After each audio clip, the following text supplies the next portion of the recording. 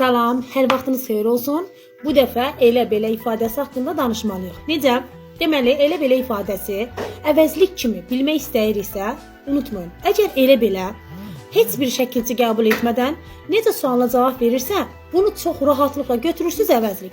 Çünki burada o ya sifət əvəz etmişdir, ya da zərf əvəz etmişdir. Məsəl üçün, elə insan, belə insan. Bu zaman olur sifət əvəz etmiş əvəzlik.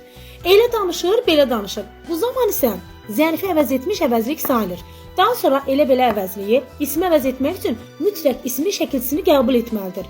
Məsəl üçün, eləsi gəlir, beləsi gəlir. Elələri gəlir, belələri gəlir. Daha sonra digər mövqelərdə baxaq elə-beləyə. Deməli, elə-belə, məsələn, deyirik ki, elə, obaya qar yağır. Bu zaman oldu isim. Daha sonra, elə gözəl görünürsən ki, bu zaman olur ədat. Dediklərimi elə, bu zaman olur feil. Amma homonim cəhətdən baxsaq, deməli, bir elə ədatı, bir elə, dediklərimi elə feili, bir də elə əvəzliyi hər üçü sayılır homonim.